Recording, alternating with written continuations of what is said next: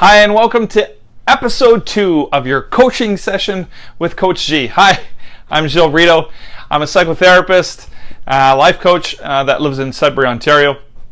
I'd like to welcome you to today's session, which will focus on stress management strategies. So how to relieve your stress in 20 minutes or less. That's what we're going to be focusing on today. So I'd like to dive right in. One of the most important things to focus on initially is we want to see how to change or create a different state of mind, especially a negative state of mind. So we can look at that as being anger or sadness or fear. Whenever we're in these negative states of mind, and obviously we missed out another one, but it's not a negative one, it's this 3-letter one called joy. Now that's not one of the ones that we're going to focus on, because if you had that, I want you to amplify it and have more of it, not less of it. Today it's more about those negative states of mind, the states of mind that holds us back. Now understand that I've done this presentation at a collegiate level with probably about 800 students, probably in the last 3 years. And the feedback that I've got has been very, very beneficial. And that's one of the reasons why I thought I would post this video today, since they had found the information to be so useful to them. I wanted to create some good content for you, and hopefully that you will find it beneficial. So let's get right into it. So how do we change this negative state of mind? Well, there's 2 key components to that. The first is changing your physiology. Now, the best metaphor that I often give in terms of changing your physiology is just a little example. I'd like to run this with you. I'd like you to mentally participate, if you would, because it'll make it much more effective in terms of your learning. So I want you to imagine that I'm wrapping you in a brown paper bag. Now, it's porous, so you could breathe in there. And as I wrap you in a brown paper bag, you start to realize how crappy of a situation that is. Now I'm going to go one step further. I'm going to imagine hosing you down or wetting the bag. So now you're sitting there in this really crappy, wet, brown paper bag. Now within the bag, I'm going to give you 2 resources: a phone and a book. Now, other than passing the time, would playing on your phone make that situation better? Now I know everybody likes Angry Birds and all that kind of stuff, but other than passing the time, would your situation really change, or would you just have wasted a couple hours? Because if you think about it, even though you might have been distracted for a little while, you're still in this wet, crappy brown paper bag. Similarly, if you used your phone to phone a friend, say, you could say, well, if I called a friend, they would help me feel better. Maybe during the duration of the call they may make you feel better, but they suddenly once you would get off the phone, you would realize that you're still in the same situation, which is stuck inside of this wet brown paper bag. Now similarly with the book, if you read the book, and I'm a huge fan of books, and as a hypnotist, I understand the concept that a great book will put you into trance, into an altered state of mind. However, when you raise your eyes from the words on the page or from that story you're so kind of engrossed in, you'll soon realize that you are still in a wet brown paper bag. So how do you get out of that state, that negative state of being in the bag? And I know a lot of you are saying, well, just move. Right. But I'm going to ask you this. If you moved a little, like this, would it break the bag? Chances are it wouldn't. How about like this? Chances are it wouldn't. But if you make any kind of big movement, you would easily and effortlessly get out of the bag. So that's kind of the key. The first thing I want you to do is move. Now, question that's often asked is, how long should I move? About 20 minutes. There's research that indicates that endorphins are released naturally by the brain after 20 minutes of activity. So by moving for only 20 minutes, natural endorphins are going to be released by the brain, and you will start to feel better. Now, anybody that exercises on a regular basis can attest to the fact that if they went to the gym or something like that and moved their body, usually it helped alter their state of mind. But that's only one component, because know if you only do one of these elements, so just physiology, and we're going to cover focus in a minute, if you just did one of these elements, it wouldn't effectively create lasting change with regards to changing your state. Meaning it's not effective longer term. It might change you for an hour or so, but what I found in explaining this and demonstrating this and having students follow through with this is they said that it had much more lasting effect than just exercising for a short period of time. So that brings us to the second component, which is around focus. So the focus component of this presentation is taken or adapted from neurolinguistics programming, which is just really fascinating technology. It's been around for a really long time, since the 1970s by Bandler and Grinder. And I know in videos to come I'm going to cover some of the different components, like the essence of building rapport, how that can help you in relationships, projection of the mind, just different things, different kind of technologies that will help you. But today's focus is around eye movement. So specifically, as it creates the focus, and again, this is accurate with about 80% of the population. So I'd like you to play along with me here. For the majority of people, when their eyes look up, or they glaze over dead center, so it looks like this. So it's almost like you can kind of put a hand in front of their face and they're almost like looking through you. People tend to have a tendency to be in pictures in their mind. So here's how I want to do this. Now again, understand when I do this, I typically have a group of people and I get them to pair up so that they can kind of observe their partner. So I'd like you to have some fun with this with significant others and ask them these general questions, and you may find and observe that this technology or this information holds true.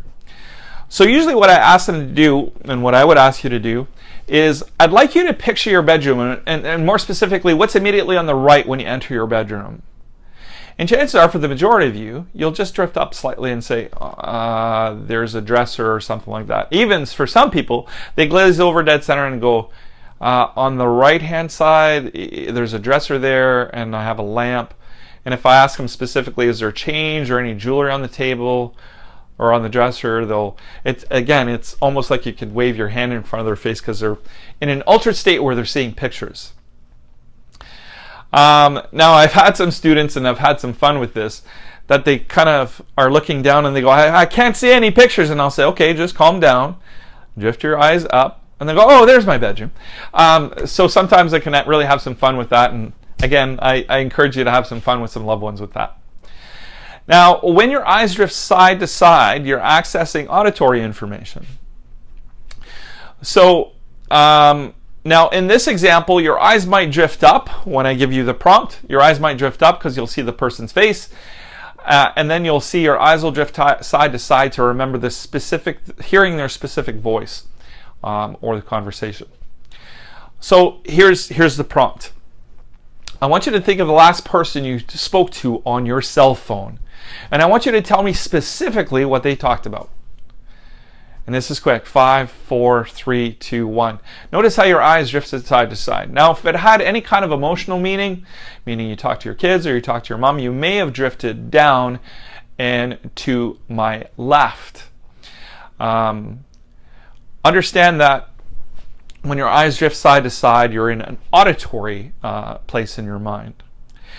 Now, when you drift down into the to my right, so when you drift, I know on camera it's going to be in reverse, but if you look down into my right, you're going to be in the, and again, this is when you're looking at someone. If their eyes go down into when you're looking at them, it goes down into the right, that usually means that they're in auditory digital.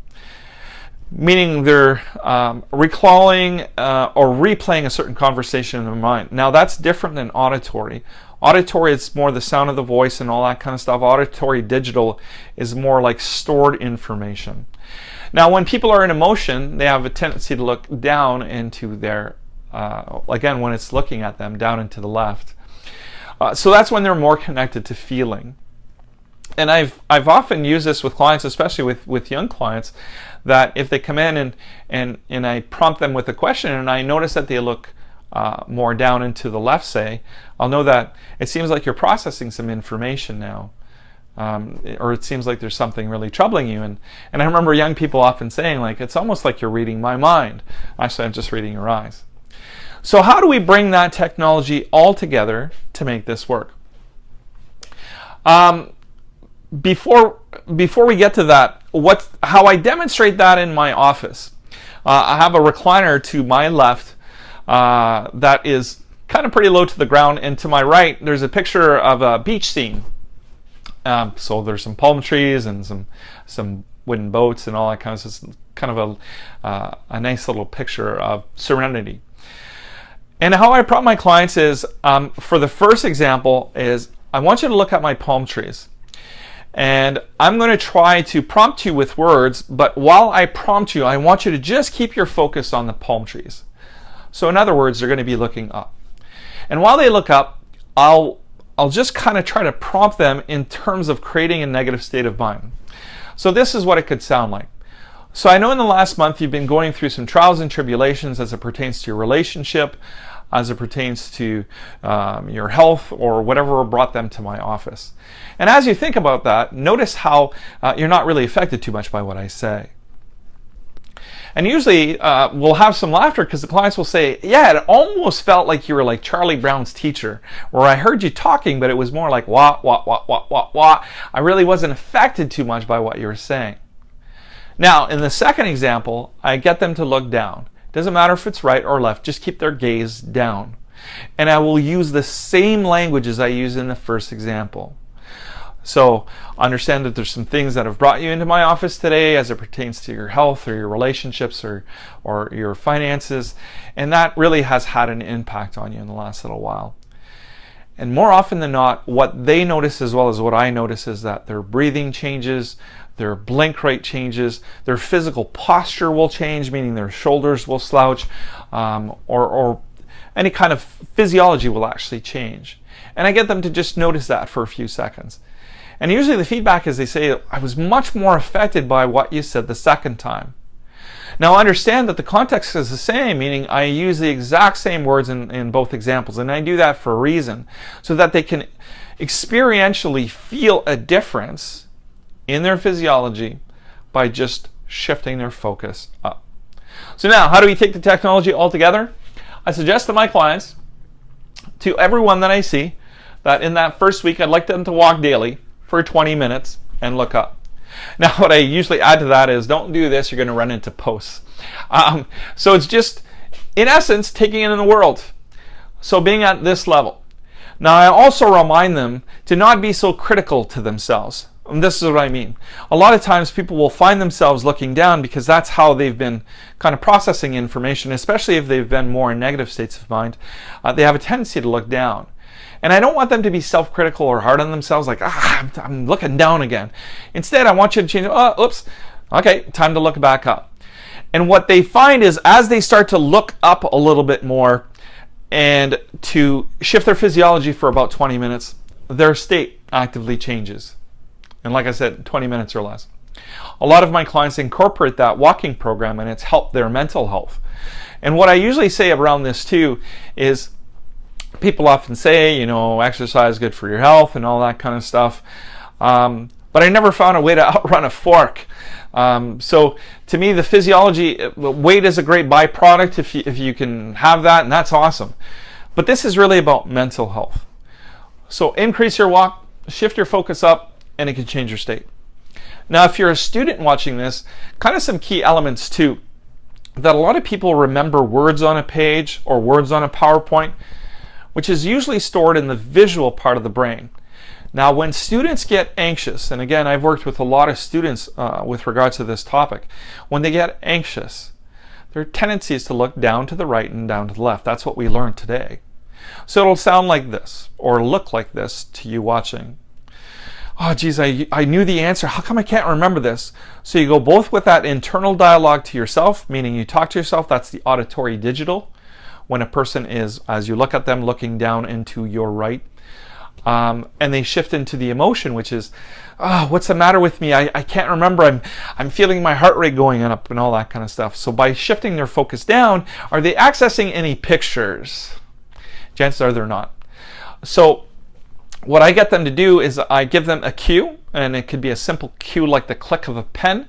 We do some relaxation techniques so that when they're in those environments, like a testing environment or anything like that, by the sound of the click of a pen, they could feel relaxed like they did in my office. And then it's to remember that most of the answers that you studied were here. So by looking at pictures. Now maybe some of you remember this example when you're in college, or when you're even if you're in high school or university. You're sitting there and you're sitting there panicking because you can't remember a simple answer to a problem that you knew you studied less than an hour ago. And you can't remember and you can't remember, and you get really frustrated and you leave the test hall or the classroom or whatever, and you see one of your friends, and as soon as you look up, you go, page 62, I knew it. Even if your friend didn't give you that answer. It's like you knew it as soon as you came out. Why? Two things happened. You relaxed the mind, which allowed you to have more access to those memories. And second thing, you looked up, and by looking up, those pictures came readily accessible to you. By the way, as a last thing, marketers know how to use this really well. Because if you go to a fast food restaurant, where's the menus? Up. You'll even use visual language like, oh, that looks good. Looks good, visual language. And when you go to a nice restaurant, where's the menus? Down. And even if there's pictures, you'll usually use language like this. I don't know what I feel like tonight. Feeling, kinesthetic language. So it's just kind of interesting on how marketers use that well.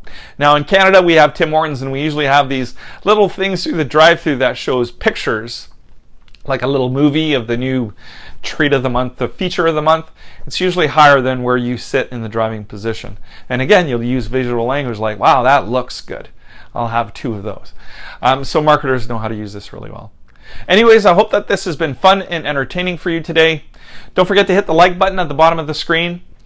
Also, I'd love to welcome your comments. If this video was useful to you, or if there's any other topics that you would find beneficial, I'm going to try to keep doing these things on a daily basis and providing you with the best content that I can deliver to you. And it's been great having you. Thanks so much for joining me today in Coaching with Coach G. Have a great day.